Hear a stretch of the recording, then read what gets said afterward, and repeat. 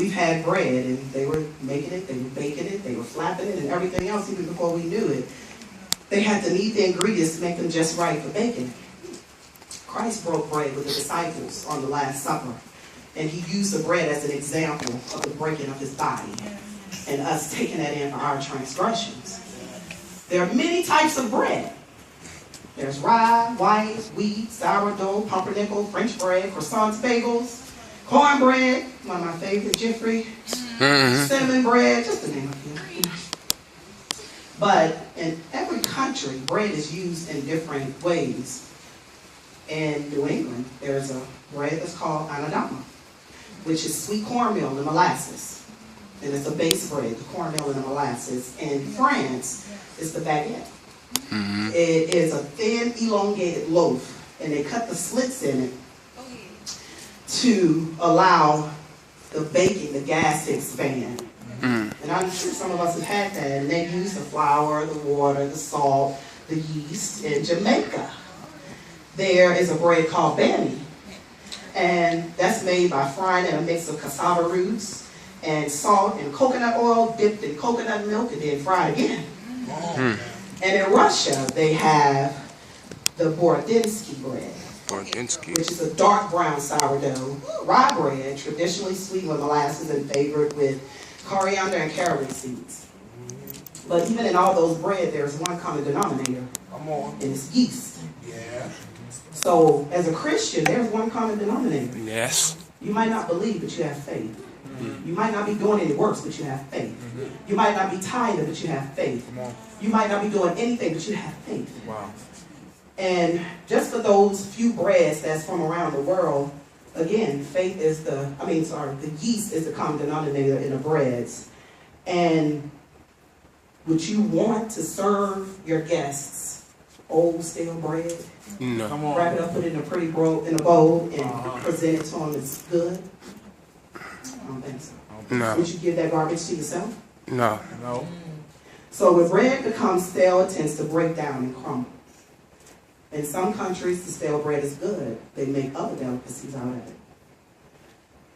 But in regards to faith being stale, it tends to dry up. Your faith dries up because you're not believing like you used to. You're not praying. You're not pressing. You're not just really being busy for God, for the kingdom.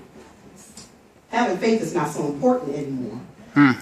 You know, it's no longer reliable. You know, your sister going through something and you're like, okay, sis, I'm going to pray for you. But you're not doing it right then and there. You're not activating anything with your faith. Right. We get the big head. We think everything is okay. You know, our life is wonderful. We don't need God. So we put him on the back burner. We start doing our own thing. We're not trusting. We're not doing anything.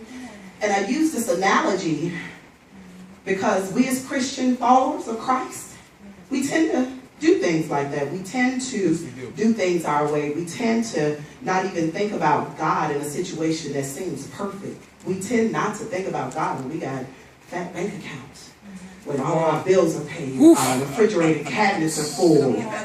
And then we start having plans where before we didn't have plans because our plan was to wait on God to see where he wanted us to go. But we start making plans. We start moving, sliding like grease because we're everywhere. We're slippery. We're not trustworthy. We're not reliable. We're not stable because we are not activating our faith. It gets stale. It gets old. My God. It gets... we don't want it. It's not important. And as you can see, those faithless examples, it's real. It's world issues, living, and beliefs. Most of us have been in situations like these, and we see how it has caused damage in us even at this present time. And I can speak on that because I too was there, you know. I can remember one time, everything just seemed like it was wonderful. I had money in a bank, all my bills were paid. Actually, they were paid up. Car note paid up. Insurance paid up. Cabinets full. Refrigerator, deep freezer full. Everything clean, wonderful, lovely. Shoot, well, I guess I can go and slip me a drink now. Everything is wonderful. That ain't gonna hurt nothing. Everything is perfect. My life is perfect. Seemed like time perfect. Ended out of my mind, out of my lips. The enemy came in like a flood. But it was because of my thinking. It was because of what I thought was perfect, what I thought was faith, what I thought was God, what I thought was right, because everything Torie needed, she got it herself. Not so. So, when your faith is important, when it's active, it's going to be fresh, it's going to be on time. When you think about bread and bread being fresh, I like fresh bread, it's soft. You know, from a child, going to the market with your mother, forced to learn how to cook when you didn't want to, they teach you how to touch the bread, how to smell the bread. Not only just look at the expiration date and just throw it in your cart. No, but you got to touch it. Go ahead. You got to smell it. You got to examine it. You got to look at it to make sure that there's no mold on that bread. But because some of us sometimes are just quick, you don't take time, you just throw and dump, and then once you get ready to use it, that's when you see, doggone it, there's some on my bread. But when you examine that freshness in it, and you know you're going to make that sandwich with your favorite meat and cheese and lettuce and tomatoes and all those wonderful things that you put on it, and you bite into it, it's just like a fresh, fluffy pillow. All you can do is just fall in it. And you enjoy that sandwich so much, you wiggling your toes, you swing your feet, your humming, and you just like, God, I just give you praise for that fresh bread. But when it's not fresh, have you ever frozen white bread thinking it was going to come out all fresh and soft?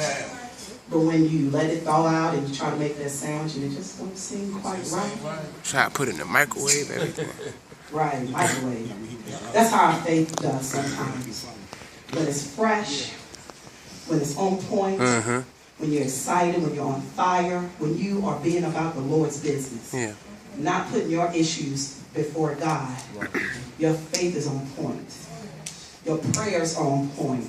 Your prophecies are on point. Your love is on point. Your smile is on point. Everything is on point, because one thing about your fresh faith is that when your fresh faith is truly for God, you're fasting, you're praying, you're sacrificing. You're putting your issues aside. Your tiredness, your lack, your short paychecks, your children off the chain, your boss acting crazy, your hair ain't acting right, you ain't feeling right on the inside for some reason. Everything just seems like it's wrong, but you are pushing all of that aside. I don't care if my hair is sticking up on top of my house. I'm getting in the house of God.